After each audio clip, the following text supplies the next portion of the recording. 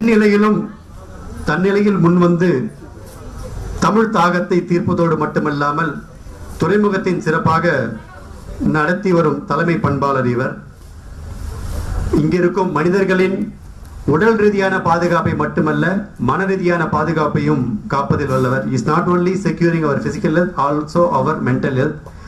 நம்முடைய துறைமுக ஆணையத்தின் போக்குவரத்து மேலாளர் ஐயா கிருபானந்த சுவாமி ஐயா அவர்களை தலைமையேற்று வருமாறு அன்புடன் அழைக்கிறோம்.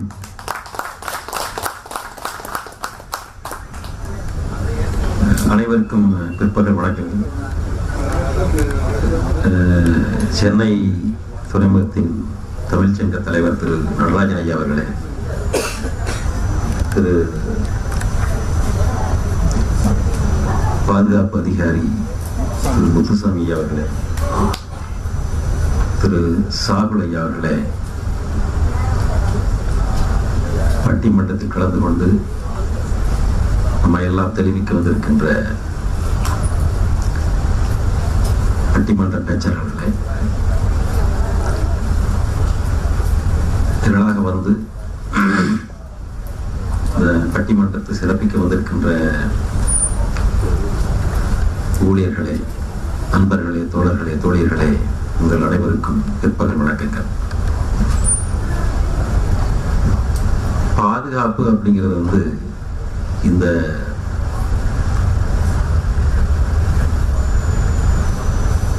என்ன சொல்றது, ஒரு சிக்கலான காலத்துல, எந்திரவியமான காலத்தில், எந்திரவியமா போயிருக்கக்கூடிய இந்த காலத்துல ஒவ்வொரு மனிதனுக்கும் அது தேவைப்படும். பாதுகாப்போடு இருந்தீங்க அப்படின்னா தான் அடுத்த கட்டத்துக்கு மனித வாழ்க்கையை எடுத்து செல்லலாம். இப்போ நாம் இருந்த காலம், இருக்கக்கூடிய காலம் வந்து 100 வருடத்துக்கு முற்பட்ட காலம் அல்ல. விபத்துகள் இல்லாமல் வீட்டிலிருந்து அலுவலகத்திற்கு வந்து, தொழிற்சாலைகளுக்கு வந்து, தொழிற்சாலைக்குள்ளே பணிகளை புரிந்து விட்டு செல்லும் பொழுது விபத்துக்கள் நேராது செல்லலாம் என்றால் அதற்கான காலகட்டம் இப்போது இல்லை. ஒவ்வொரு நடையிலும் நீங்கள் பாதுகாப்பாக நடக்க வேண்டியிருக்கிறது. உங்களுக்கு தெரியும், ஏன் நான் 500 ஆண்டுகளுக்கு முன்பால் அவுரங்கசீப் நம்ம பேரரசர் இந்திய துணைக்கண்டத்தையே முழுமையாக ஆண்டு கொண்டிருந்த அவுரங்கசீப் மாடிப்படியில இருந்து கீழே இறங்கும் பொழுது தன் கால் இடறி கீழே விழுந்து இறந்து விட்டார். அதுபோல்தான் நாம் ஒவ்வொரு அடியும் எடுத்து வைக்கக்கூடிய அடி கவனமாக இருக்க வேண்டும். கவனச்சிதல்கள் இருந்தால் என்ன ஆயிரும்? மரணத்தை ஏற்படுத்தும். அதுபோலதான் இங்கேயும் நம்ம சென்னை துறைமுகத்தில் பாதுகாப்பு வார விழாவை 1 வருஷம் நடத்திட்டு வரணும். பாதுகாப்பான பணிச்சூழலை ஏற்படுத்துவதற்காக அனைத்து முயற்சிகளும் சென்னை துறைமுக நிர்வாகம் எடுத்துக் கொண்டிருக்கிறது. அது பெட்டக முனையமாக இருந்தாலும் சரி, சென்னை துறைமுகமே கையாளுகின்ற சரக்குகளை கையாளுகின்ற கிடங்குகளாக இருந்தாலும் சரி, அது கப்பல் தளங்களாக இருந்தாலும் சரி, எல்லா இடங்களிலும் பாதுகாப்பான பணிச்சூழல் வேண்டும் என்பதற்காக சென்னை துறைமுகம் அனைத்து வசதிகளும் செய்து வருகிறது. அப்படி இருந்தாலும் கடந்த 24-25 ஆண்டு காலத்தில் எந்த விபத்தும் இல்லாமல் கையாள முடிந்தது. ஆனால் 25-26வது ஆண்டு காலத்தில் காலம் அப்படி கை கொடுக்கவில்லை. 2 விபத்துகள் ஏற்பட்டு அதிலே 2 நபர் உயிரிழந்து விட்டார். அது பெரும்பாலும் பார்த்தீர்கள் சொன்னால் மனிதனுடைய கவனக்குறைமை காரணமாக இருந்திருக்கிறார். மனிதன் என்பது மறக்கக்கூடியவன். மனதை உள்ளாக்கப்படக்கூடியவன். எத்தனைதான் விதிகளை விதித்து போக்குவரத்து பாதுகாப்பு விதிகளை சட்டங்களை கொண்டு நாம் கொண்டு வந்தாலும் அதை அமல்படுத்தினாலும் இந்த மனிதனின் மறதி மரணங்களை ஏற்படுத்துகிறார். அவ்வாறு நாம் அதை தடுப்பதற்காக தொடர்ந்து விழிப்புணர்வை ஏற்படுத்திக் கொண்டு இருக்கிறோம். அந்த விழிப்புணர்வு ஒவ்வொருவரும் நீங்கள் விழிப்புணர்வு பட்டால் மட்டும் பத்தாது, நீங்கள் அதை உங்கள் சக தோழர்களுக்கும் சக ஊழியர்களுக்கும் எடுத்துச் செல்ல வேண்டும். அது மட்டும் இல்லாமல்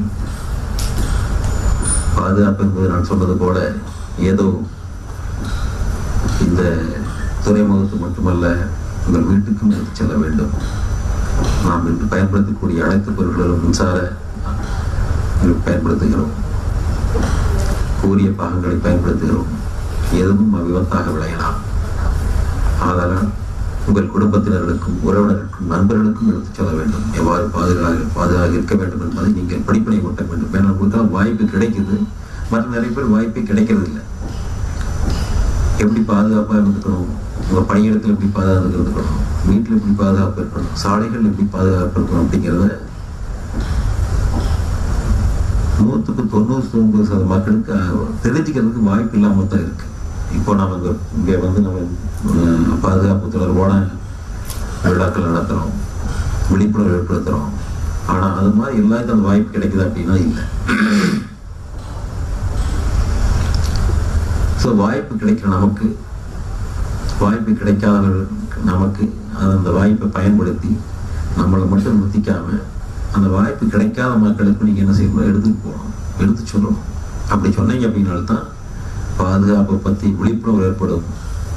மக்கள் இந்த சமுதாயத்திலே அவலங்களை அகற்றப்பட வேண்டும். விபத்துக்களால் வரக்கூடிய அவலங்களை அகற்ற முடியும். அதற்கான எல்லா முயற்சிகளும் பண்ணணும். அதற்கு இது போன்ற பட்டிமன்றங்கள் நம்மிடத்தை விவாதித்து தெளிவை ஏற்படுத்தும். நம்மளுக்கு தெளிவு பெற வேணும் அப்படின்னா ஒரு கருத்தை சொல்லிட்டு பண்ண முடியாது. அதை மனதிலே நிறுத்தி அதை செயல்பாட்டுக்கு கொண்டு வர வேண்டும் சொன்னால் இது போன்ற பட்டிமன்றங்கள், பல்வேறு நிகழ்ச்சிகள் நம்மளிடையே இந்த பாதுகாப்பு என்ற மனநிலையை, ஒரு சூழலை ஏற்படுத்த உதவியாக இருக்கும்.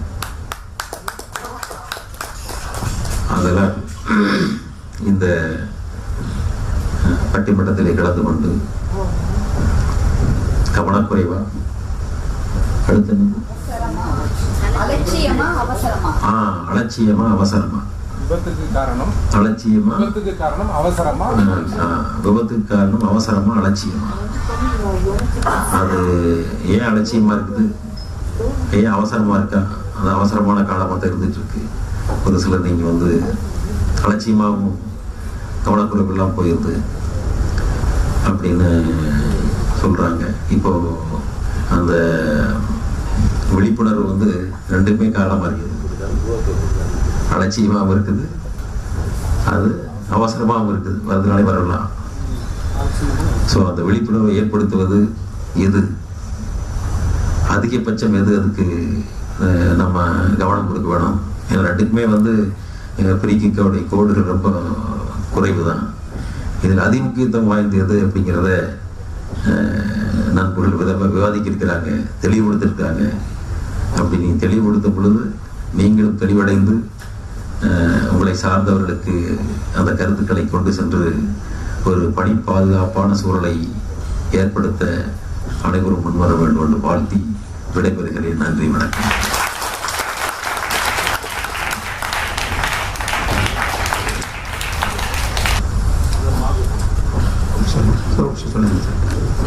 போக்குவரத்து மேலாளர் அவர்களுக்கு நன்றி.